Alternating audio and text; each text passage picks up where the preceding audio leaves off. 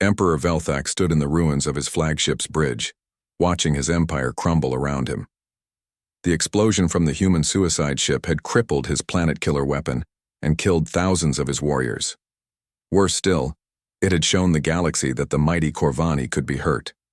"My Emperor," War Master Groktar reported, "we have lost 4,000 ships. Our remaining forces are scattered and demoralized." Velthak could not comprehend what had happened. His empire had conquered 47 worlds without suffering such losses.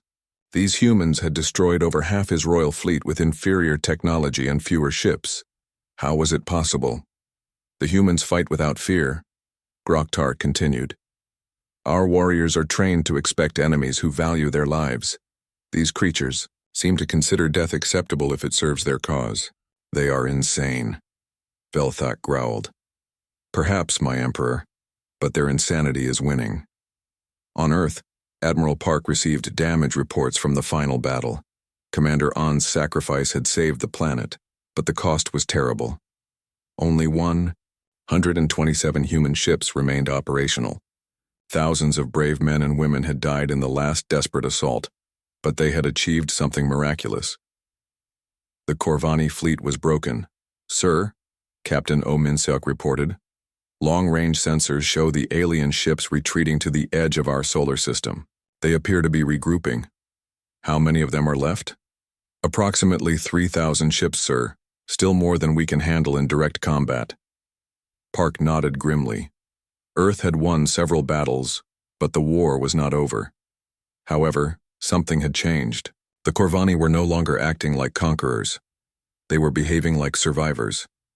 That's when Emperor Velthak made his final, desperate decision. "Prepare my personal shuttle," he commanded. "I will go to Earth myself and challenge their leader to single combat." "My Emperor?" Groktar was shocked. "That is unprecedented. Corvani rulers do not engage in personal combat with inferior species." "These humans are not inferior," Velthak roared. "They have destroyed my fleet, ruined my reputation, and made me look weak before the entire galaxy. I will restore Corvani honor by killing their leader with my own hands."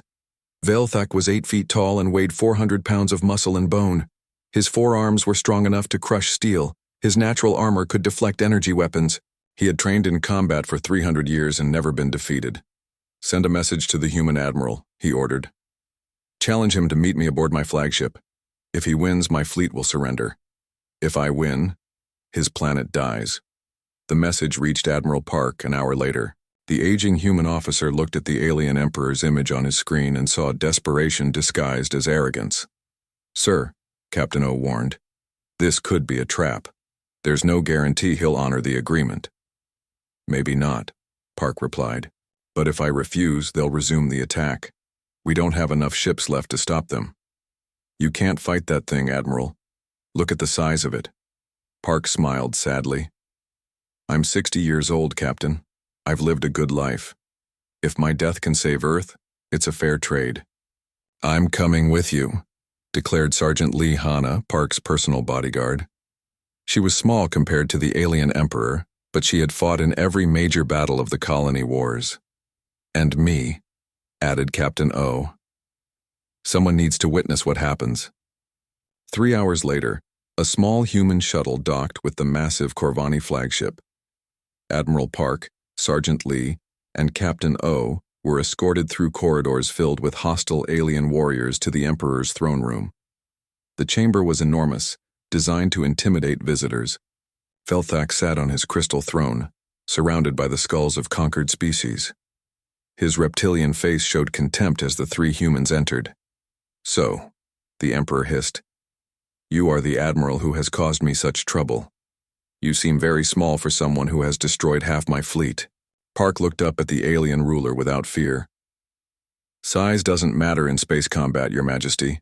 Our pilots prove that. Your pilots are dead. Your ships are destroyed. Your planet hangs by a thread." Velthak stood up, his massive frame casting shadows across the room. "I offer you one chance to save your species. Fight me in single combat. If you win, my fleet surrenders. If I win, Earth burns. And if I refuse, then we resume our attack immediately." Your remaining ships cannot stop us. Park nodded slowly. I accept your challenge. Velthak laughed, the sound echoing through the throne room. Excellent. You have courage, I will grant you that. It will not save you. The Emperor removed his ceremonial robes, revealing his natural armor and powerful physique. His forearms ended in claws that could tear through metal. His tail could crush bones. Park removed his uniform jacket and drew a simple combat knife, all he had been allowed to bring aboard the alien ship. This is hardly fair, Sergeant Lee whispered. Life isn't fair, Park replied. We just do our best with what we have. The combat began with Velthak charging forward like a living battering ram. His size and speed should have ended the fight in seconds, but Park had not survived 3 wars by fighting fair. The human admiral rolled aside at the last moment, using the alien's momentum against him. Velthak crashed into his own throne, sending crystal fragments flying everywhere. Impossible, the Emperor snarled, turning to face his small opponent. Park had learned something during the space battles that Velthak didn't understand. Humans won fights by being smarter, not stronger. While the alien Emperor relied on brute force, Park used strategy. When Velthak attacked with his claws, Park ducked under them and struck at the joints in the alien's natural armor. When the Emperor tried to grab him with all 4 hands, Park slipped between them and targeted weak spots. The fight lasted 20 minutes. Velthak became increasingly frustrated as his superior strength and speed failed to catch the elusive human. Park was bleeding from several wounds, but he kept moving, kept striking, kept fighting with the determination that had made humans so dangerous. Finally, the Emperor made a mistake. In his rage, he overextended himself with a massive swing of all 4 arms. Park rolled forward, came up behind him, and drove his knife into the base of Velthak's skull. The Emperor collapsed, his nervous system severed by the human blade. Velthak died, unable to comprehend how a primitive creature had defeated him. The throne room fell silent. Hundreds of Corvani warriors stared at the impossible sight, their god emperor killed by a small human with a simple knife. Your emperor is dead, Park announced, his voice carrying to every alien in the room. According to your own challenge, the Corvani fleet surrenders. War Master Gruktar stepped forward. Unlike his emperor, he understood what had happened. These humans were not primitive. They were something new, a species that valued freedom more than life itself. The fleet surrenders, he announced formally. We yield to the superior warriors. Captain Bei Jinwu, commanding one of Earth's surviving cruisers, accepted the alien surrender 2 hours later. 3,000 Corvani ships powered down their weapons and submitted to human authority. The war was over. Humanity had won. The victory celebration lasted for days. Every city on Earth and its colonies erupted in joy as news spread that the alien invasion had been defeated. Children who had hidden in shelters emerged to see sunlight again. Families reunited with loved ones who had survived the battles, but the celebrations were mixed with mourning. Over 30,000 humans had died defending their world. Luna Station remained a tomb. General Yoon's sacrifice at Luna Base was remembered with honors. Commander On's children received medals on behalf of their heroic mother. President Lim addressed the world from the rebuilt United Nations building. Citizens of Earth and her colonies, we have faced extinction and emerged victorious. Not because we were stronger than our enemies, but because we refused to surrender our freedom. Today marks the beginning of a new age. Humanity has announced to the galaxy that we are not prey. We are not slaves. We are free beings who will fight to remain free. Admiral Park, now bearing scars from his combat with Emperor Velthak, was promoted to Fleet Admiral and given command of humanity's new interstellar navy. His first task was integrating captured Corvani technology with human engineering. Dr. Kim Hyeri's daughter, who had survived the war in an Earth shelter, followed her mother's path by becoming a xenobiologist. But instead of studying dead specimens, she worked with living Corvani, who had chosen to remain in human space and learn about freedom. Many of the surrendered aliens found human concepts of democracy and individual rights fascinating. They had lived their entire lives under absolute rule. The idea that people could choose their leaders and speak freely was revolutionary. 1 year after the victory, Captain Yu Xianghua led humanity's first interstellar expedition beyond the solar system. Her ship, built with combined human and Corvani technology, could travel faster than any vessel either species had built alone. This is Captain Yu reporting from the edge of Corvani space. She broadcast back to Earth. We have made contact with the Zentari Republic, a federation of 12 worlds that heard about our victory over the Empire. They want to establish diplomatic relations. Are they friendly? Admiral Park asked from Earth. Very friendly, sir. Apparently, our defeat of the Corvani has inspired several species to rebel against imperial rule. The galaxy is changing. Emperor Velthak stood in his flagship's war room, staring at tactical displays that showed the impossible. In 2 battles, these primitive humans had destroyed over 2,000 of his ships. His mighty royal fleet, undefeated for 5 centuries, was being torn apart by creatures who lived on a single world. How many ships remain operational? He asked War Master Groktar. 7,400, my emperor, but many are damaged and need repairs. Velthak's 4 hands clenched into fists. 7,000 ships should be enough to sterilize 10 worlds like Earth. Why do these humans continue to resist? They do not fight like other species, my emperor. Most conquered races submit when they realize resistance is hopeless. Humans seem to prefer death to surrender. Then death they shall have. Velthak walked to a secured panel and entered his personal access codes. Activate the planet killer weapon. If we cannot conquer Earth, we will crack it like an egg. Groktar hesitated. My emperor, the planet killer has never been used. Its power is theoretical. We could destroy valuable resources and potential slaves. I no longer care about resources. Velthak roared. These insects have embarrassed the Corvani Empire before the entire galaxy. Other species will hear of our losses and think they can resist us too. Earth must be made an example that will terrify civilizations for 1,000 years. Deep in the flagship's core, ancient machinery began to awaken. The planet killer was Corvani technology from the early days of their empire. It could focus the energy of a star into a beam capable of splitting worlds in half. The weapon had been built but never used, kept as a final threat against any species foolish enough to challenge Corvani supremacy. On Earth, Colonel Choi Sumin detected massive energy readings from the Corvani flagship. Her instruments had never recorded anything like it. Admiral Park, she called over the emergency line. The aliens are charging some kind of superweapon. Energy signature is off the charts. How long until it's ready? Unknown, sir. But if they fire it at Earth? She paused, afraid to speak the words. Say it, Colonel. It could crack our planet's crust. Billions would die instantly. The rest would die slowly as the atmosphere burns away. Park felt the weight of humanity's extinction pressing down on him. They had fought bravely, won impossible victories, but it might all be meaningless if the Corvani could simply destroy the entire planet. How long do we have? The weapon will be fully charged in 18 hours, sir. 18 hours to save humanity. Park looked around his command center at the faces of men and women who had already given everything for Earth's defense. They looked tired but determined. None of them spoke of surrender. Get me all fleet commanders, he ordered. Within minutes, the surviving leaders of Earth's forces appeared on communication screens. Admiral Song from her damaged flagship. Captain Han Jiwoo from Mars Colony. The captains of Earth's remaining cruisers and destroyers. Engineers and scientists who had turned civilian equipment into weapons of war. Friends, Park began. The enemy is preparing to destroy our planet. We have 18 hours to stop them or humanity dies.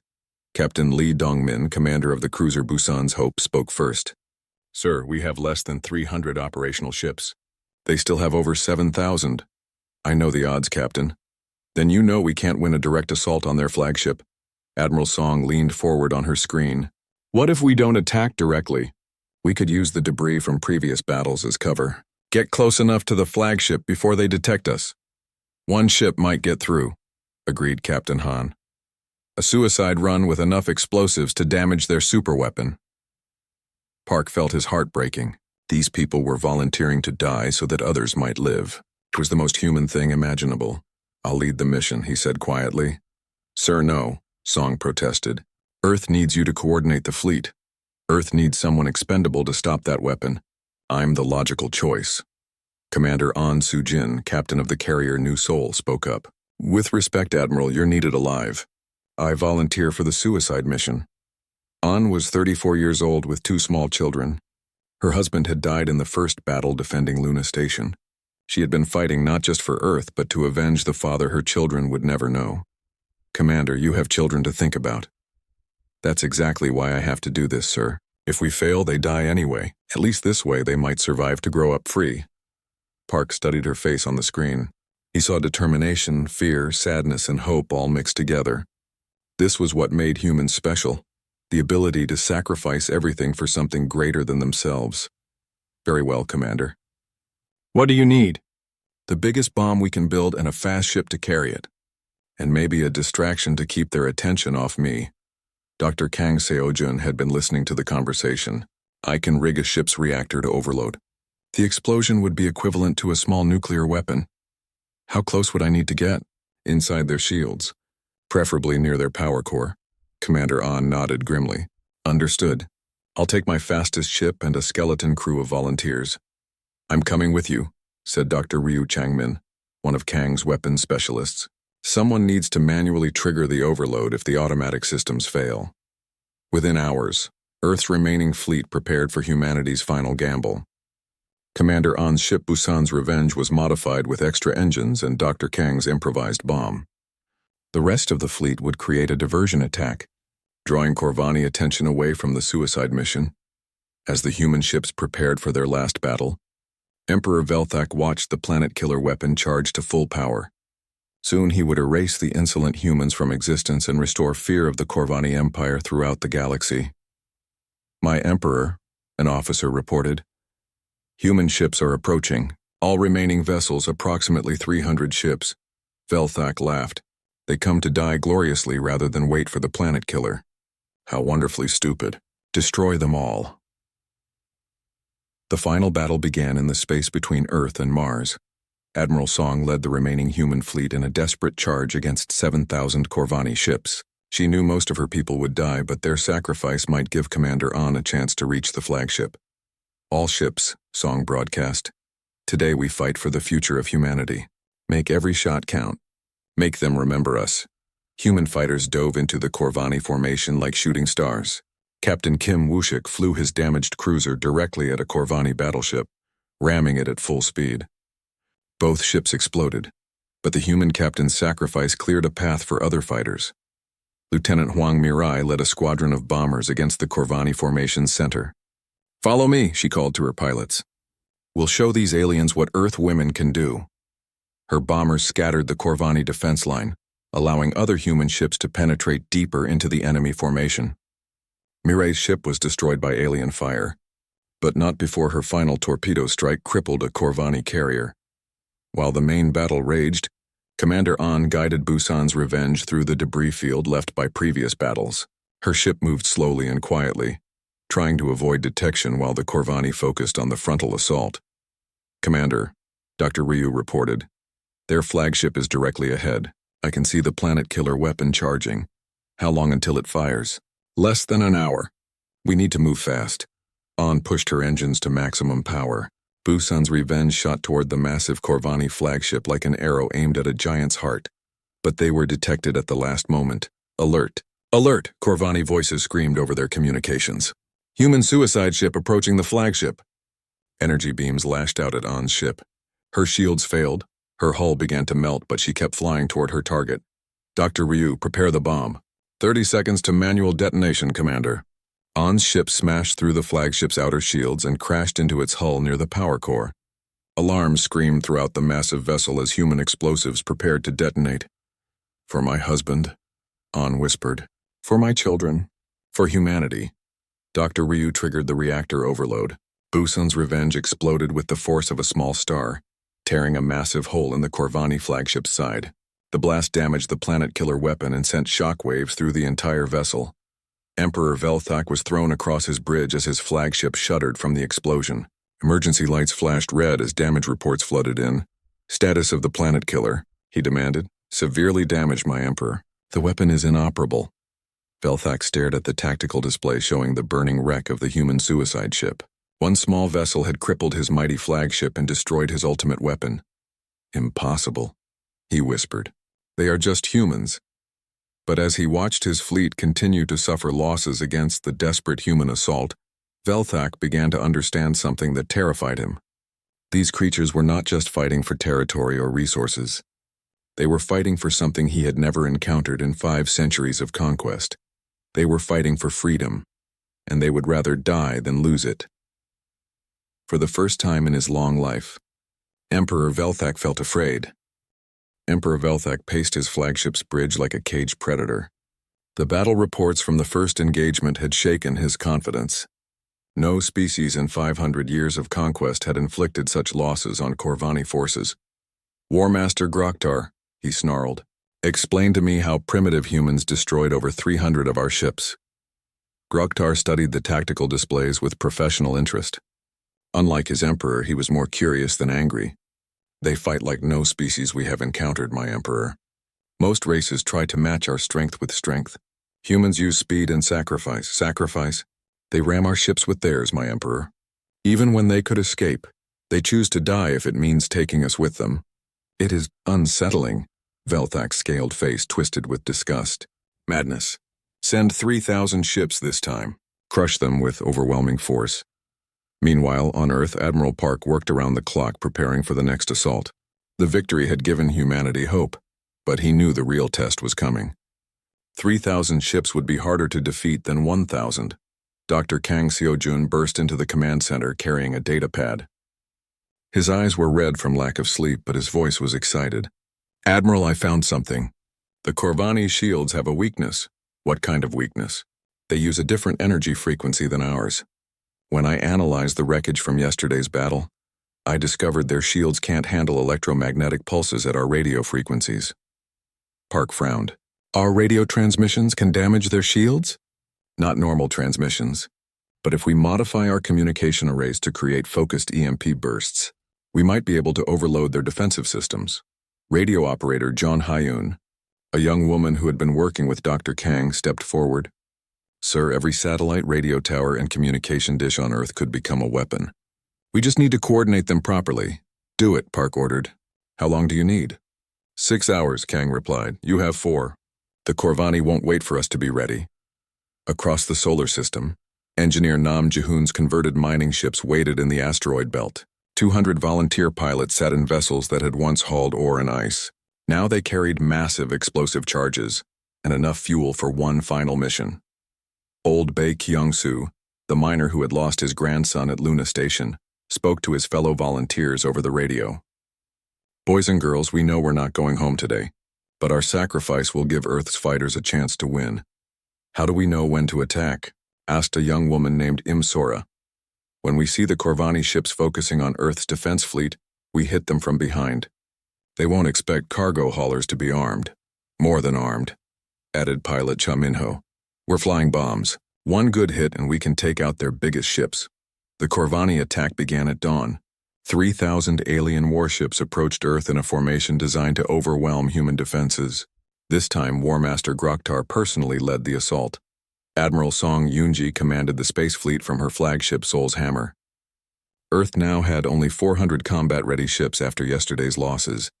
Against 3,000 Corvani vessels, the odds were impossible.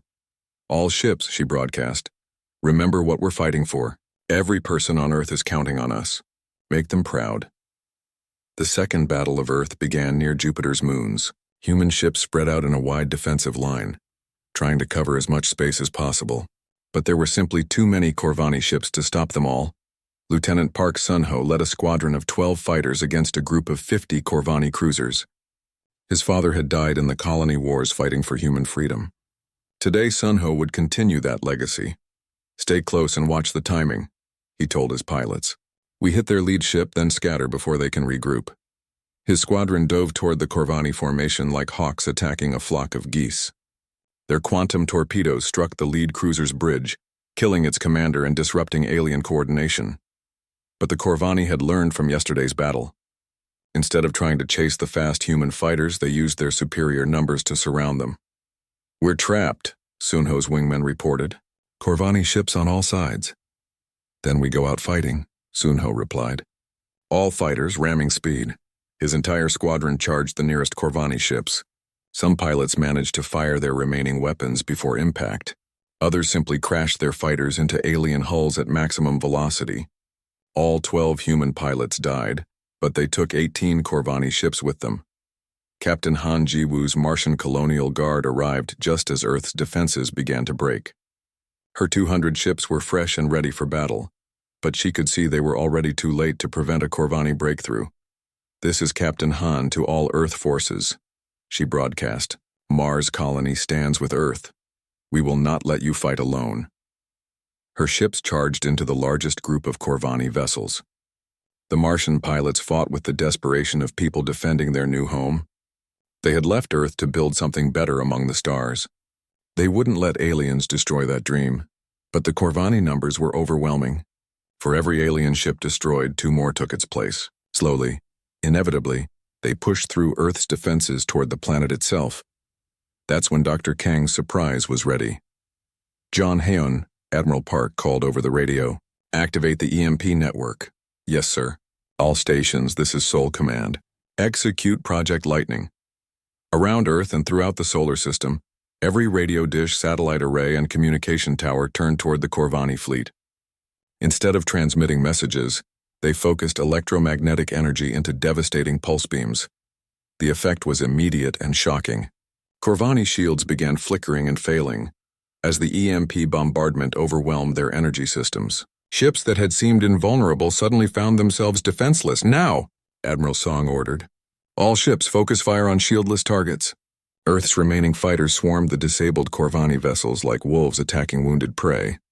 Without their shields, the alien ships were vulnerable to conventional weapons. Commander Oh Jae-hyun led his missile cruiser directly at a Corvani battleship whose shields had failed. "For everyone who died at Luna Station," he shouted, launching every weapon his ship carried. The battleship exploded so violently that 3 nearby Corvani vessels were damaged by the blast. Other Earth ships pressed their advantage, targeting every alien vessel with failed shields. At the same time, Nam Ji-hoon's mining ships struck from the asteroid belt. The Corvani had forgotten about the slow cargo haulers, focusing all their attention on Earth's military fleet. "This is for my grandson," Bae Kyung-soo whispered, steering his explosive-laden ship toward a massive Corvani carrier. The old miner's vessel smashed into the carrier's engine section and detonated. The explosion was so large it created a brief artificial sun. The carrier and 4 escort ships were completely destroyed. Other mining ships followed Bae's example, ramming Corvani vessels throughout the formation. Young Im Sora aimed her ship at a Corvani command vessel. "I never got married, never had children," she said over the radio. "But maybe the children who survive will remember we tried to save them." Her sacrifice destroyed the ship coordinating an entire Corvani battle group. Without central command, the alien formation fell apart as individual ships tried to retreat. War Master Groktar watched his carefully planned attack dissolve into chaos. The humans had turned their entire planet into a weapon. Even worse, they kept finding new ways to die that killed even more Corvani. "My lord," one of his officers reported, "we have lost over 800 ships. The humans are using some kind of energy weapon that disables our shields." "Withdraw to minimum safe distance," Groktar ordered. "We need to report this to the Emperor." The surviving Corvani ships retreated beyond the range of Earth's EMP network. They had lost nearly a third of their attacking force, while the humans had lost less than 200 ships. But Earth's greatest loss came on the ground. General Yoon Tae-hyuk had prepared Luna Base to receive Corvani boarding parties. When 50 alien assault ships landed on the moon's surface, he was ready for them. "Let them come," Yoon told his soldiers. "We'll show these lizards how humans fight on our own ground." The battle for Luna Base lasted 6 hours. Corvani warriors were larger and stronger than humans, but human soldiers fought with knowledge of every corridor and room. They used traps, ambushes, and explosives to even the odds. General Yoon personally led the final defense of the base's reactor core. With only 20 soldiers left, he faced 200 Corvani warriors. "Sir," one of his men asked, "should we try to surrender?" Yoon looked at the young soldier and smiled. "Son, humans don't surrender to murderers. We make them pay for every step." The general activated the base's self-destruct system. "Today we show the universe that humanity will never kneel," he said into his radio, knowing his words would be heard throughout the solar system. Luna Base exploded, taking General Yoon, his remaining soldiers, and all 200 Corvani warriors with it. But his final words inspired every human who heard them. On Earth, Admiral Park listened to casualty reports. Humanity had lost 400 ships and thousands of brave people, but they had destroyed over 2,000 Corvani vessels in 2 days of fighting. The Corvani royal fleet appeared at the edge of Earth's solar system like a metal storm cloud. 10,000 ships arranged in perfect formations, each vessel bristling with weapons. The smallest Corvani ship was larger than Earth's biggest battleship. The largest were floating cities armed for war. Emperor Velthak's flagship led the armada.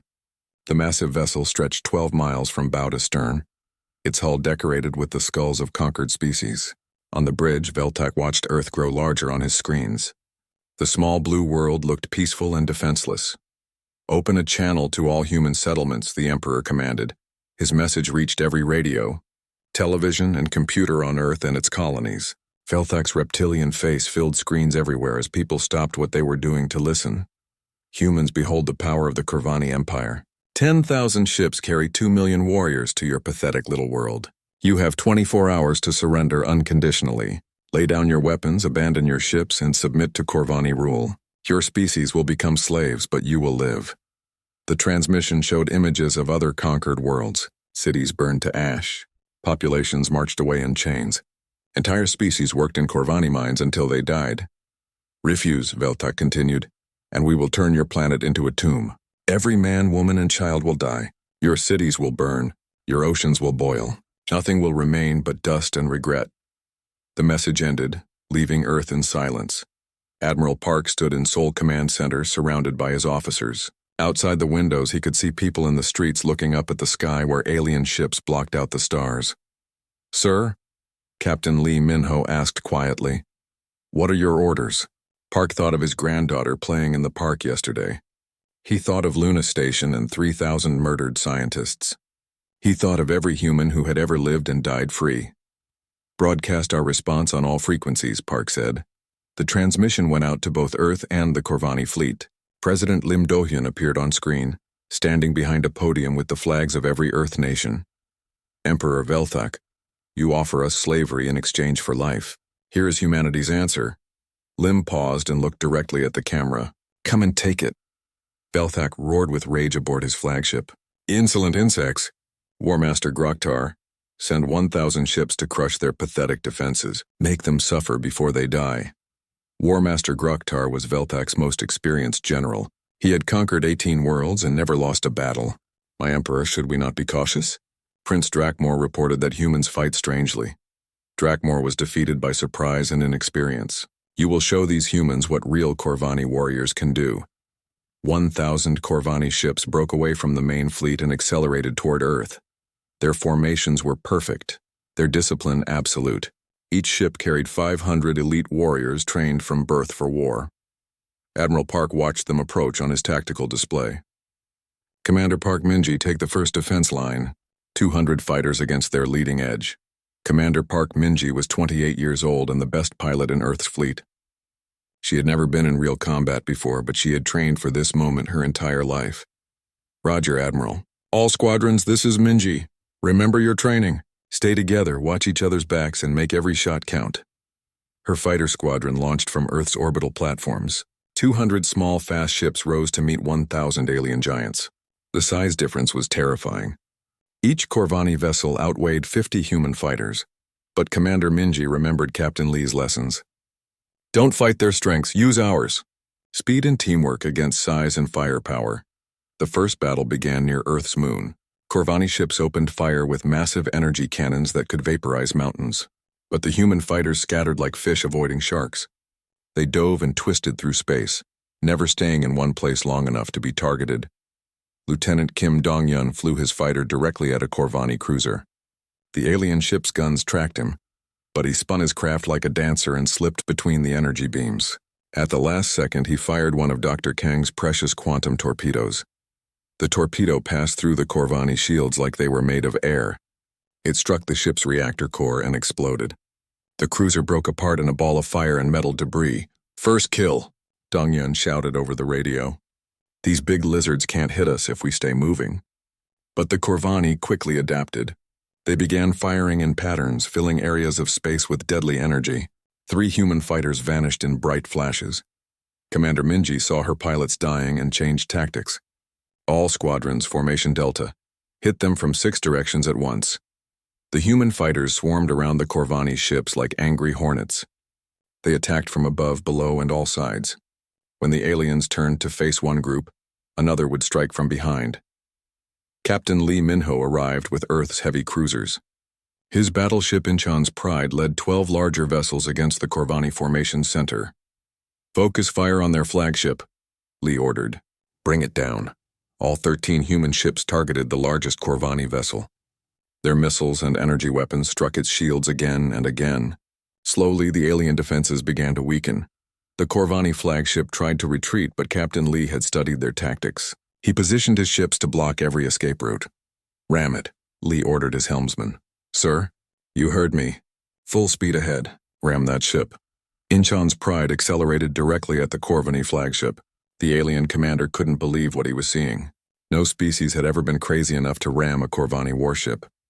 At the last moment, Lee's ship fired every weapon at point-blank range, then smashed into the enemy vessel. Both ships exploded in a massive fireball that lit up the entire battlefield. Commander Minji watched her captain die and felt tears in her eyes. But she also saw the effect his sacrifice had on the remaining Corvani ships. They hesitated, unsure how to fight an enemy willing to die to kill them. All fighters follow Captain Lee's example. Take out their engines. If you have to ram them, ram them. The human pilots pressed their attacks with desperate courage.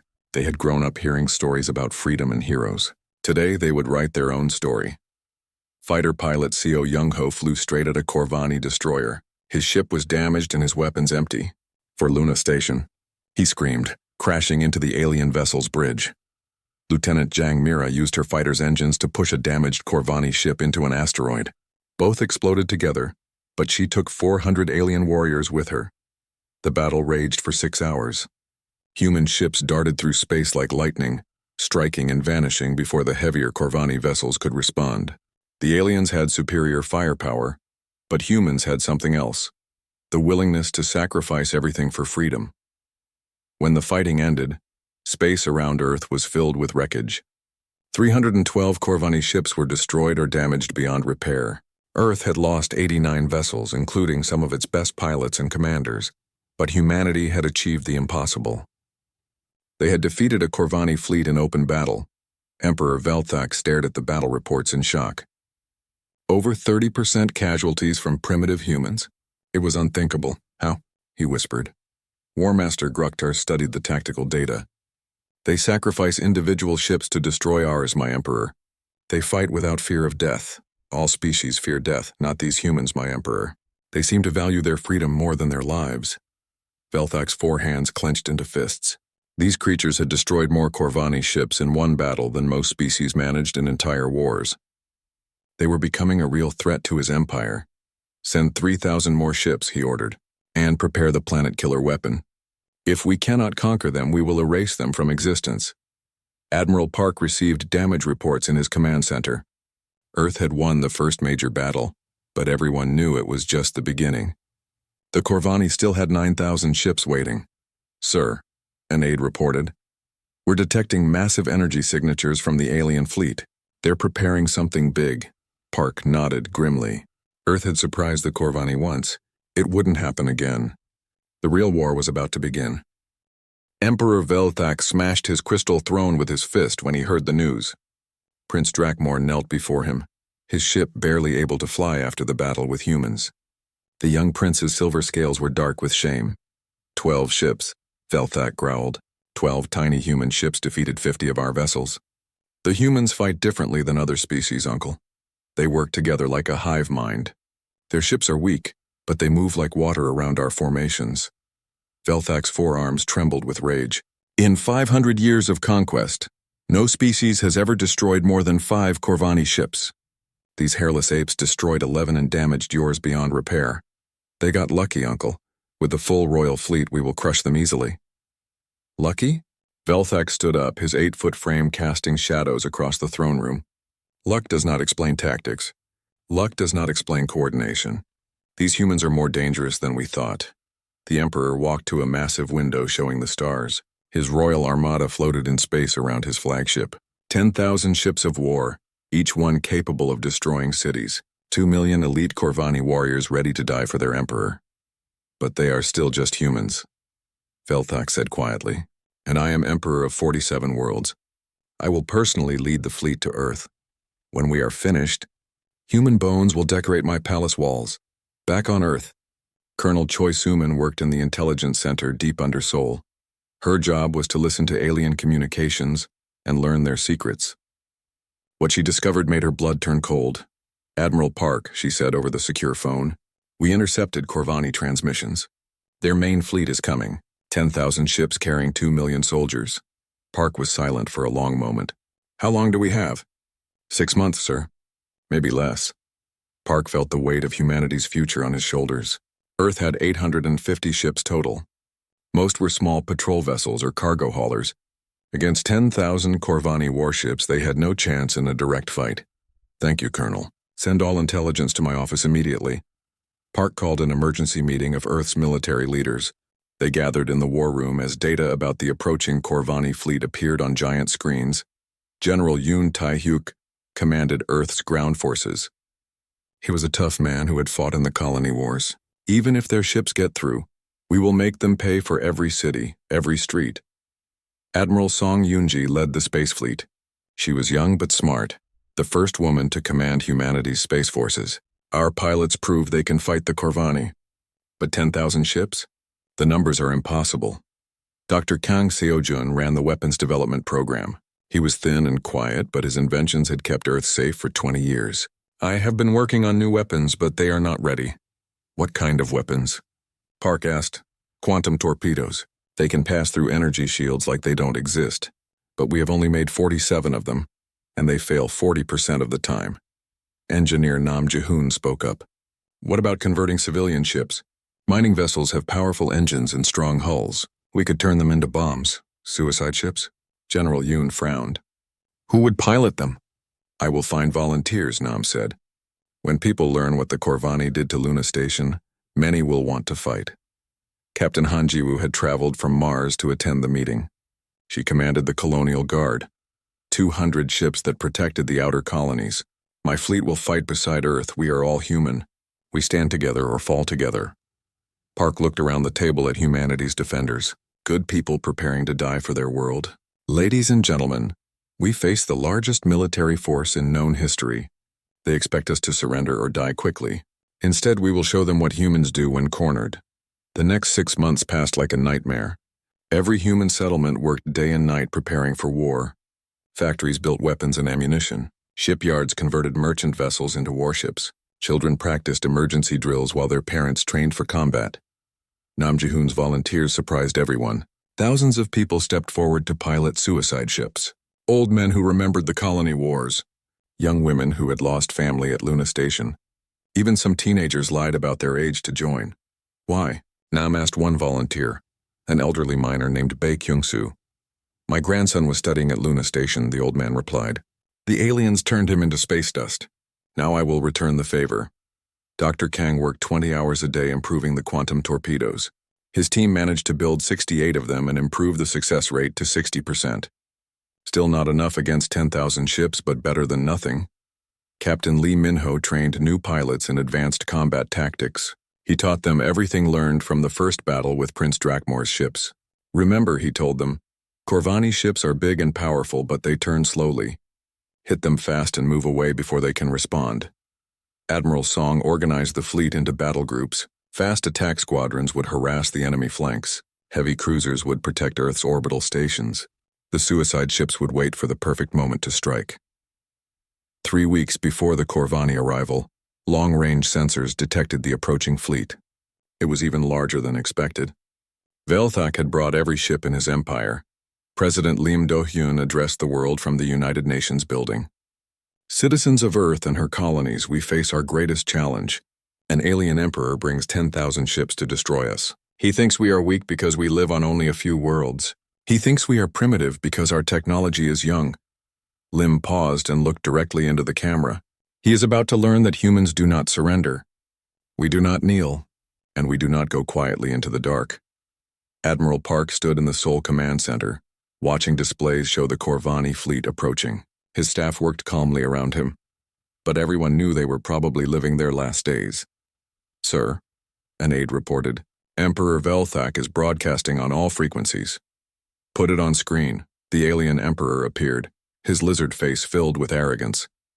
Behind him, the bridge of his massive flagship buzzed with activity. "Humans of Earth," Velthak began. "I am Emperor of 47 worlds and commander of the greatest fleet in the galaxy. Your species has committed crimes against the Corvani Empire by destroying our ships and killing our warriors. For this you will all die." Park stepped forward and activated Earth's response transmitter. "This is Admiral Park Woojin of the Terran Defense Force. We destroyed your ships because you murdered 3,000 innocent people. We will not surrender to murderers and slavers." Velthak laughed, the sound echoing through space. "Admiral, you command fewer than 1,000 ships. I bring 10,000. Your people will die screaming." Park thought of his daughter, his wife, everyone he loved. Then he thought of the brave men and women preparing to die for humanity's freedom. "Emperor Velthak," he said clearly, "come and take it." The transmission ended. Earth's final preparation began.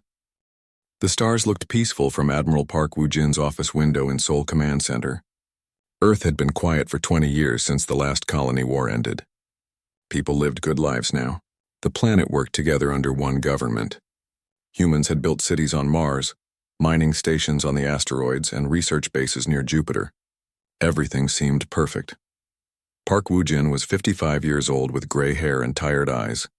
He had fought in 3 wars to unite Earth. Now he hoped his children would never see another war. He was wrong. Dr. Kim Hyeri worked at Luna Station, humanity's biggest space lab. She studied alien life forms that robots found on distant worlds. Most were just bacteria or simple plants. She dreamed of finding intelligent life someday. She also was wrong about what that would mean. Emperor Velthak ruled an empire of 47 star systems. His people, the Corvani, looked like giant lizards with 4 arms and silver scales. They were 8 feet tall and very strong. For 500 years they had conquered world after world. No one had ever fought back successfully. Their ships were huge, their weapons powerful, and their army numbered in millions. Velthak sat on his crystal throne aboard his flagship. The ship was 10 miles long and carried 50,000 warriors. He had just received reports from his scouts about a new system with 9 planets. The 3rd planet was covered in water and green land. It had billions of creatures walking on 2 legs. "What do these creatures call themselves?" Velthak asked his intelligence officer. "They call themselves humans, my emperor. They seem to have basic space travel. They have spread to a few nearby worlds." Velthak laughed. It sounded like rocks grinding together. "Humans, another weak species to add to my empire. How many ships do they have?" "Our scouts counted about 800 ships, my emperor. Very small compared to our fleet." 800? Velthak laughed harder. "I have 10,000 ships in my royal fleet alone. These humans will make good slaves. Send my nephew Prince Drakmor with 50 ships. Tell him to capture some specimens. After we study them, we will decide if they are worth keeping alive." Prince Drakmor was young for a Corvani, only 200 years old. He was cruel like his uncle, but not as smart. He took pride in never showing mercy to conquered species. His ships left for Earth immediately. 3 weeks later, Dr. Kim Hyeri was working late in her lab when alarms started screaming. She ran to the observation deck and saw 50 massive ships approaching Luna Station. They were unlike anything humans had ever built. The ships looked like metal sharks with glowing red eyes. "This is Luna Station calling unknown vessels." Hyeri spoke into her radio. "Please identify yourselves." "We come in peace." The largest ship moved closer. A voice answered in perfect human language, but it sounded cold and hateful. "I am Prince Drakmor of the Corvani Empire. You will surrender your station immediately. We require specimens for study." "Specimens?" Hyeri felt her heart racing. "We are intelligent beings. We can talk and share knowledge. There is no need for conflict." "Intelligent?" Drakmor laughed. "You live on one small world and fly in tiny metal boxes. You are insects compared to the Corvani. Submit now and some of you may survive as slaves." Hyeri looked around the station. 3,000 people worked here. Scientists, engineers, families with children. She thought of her own daughter back on Earth. "We will not surrender," she said quietly. "We are willing to talk, but we will not become your slaves. Then you will die as an example to others." The Corvani ships opened fire. Harry watched in horror as energy beams tore through Luna Station like paper. The entire structure exploded in a ball of fire and metal. 3,000 people died in seconds, including Kim Hyeri. Her last thought was of her daughter. Admiral Park Woo-jin received the news 30 minutes later. His aide, Captain Lee Min-ho, burst into his office with tears in his eyes. "Sir, Luna Station is gone, destroyed by alien ships. No survivors." Park felt the world spin around him. "Aliens, are you certain?" "Yes, sir. We have recordings of their communication. They demanded surrender and destroyed the station when Dr. Kim refused." Park stood up slowly. His peaceful world had just ended. "How many ships?" 50 large vessels, sir. They are heading toward Earth now. Send a message to all fleet commanders. Activate Protocol Omega. Total mobilization." Park walked to his window and looked up at the sky. "And prepare my ship. If these aliens want a war, they will get one." Captain Lee Min-ho commanded the battleship Incheon's Pride. It was Earth's most powerful warship, but it looked tiny next to the approaching Corvani vessels. 12 Earth ships met the aliens near the moon. "This is Captain Lee Min-ho of the Terran Defense Force. You have committed an act of war by destroying Luna Station. Surrender now or face the consequences." Prince Drakmor appeared on the communication screen. His lizard face showed amusement. 12 little ships? This is what Earth sends to fight the Corvani Empire? You amuse me, human." "You killed 3,000 innocent people," Lee said. "We will make you pay for that." "You will try," Drakmor replied. The space battle lasted 4 hours. Human ships were smaller and faster than Corvani vessels. Human pilots had trained for years in combat simulation. They knew how to work together as a team.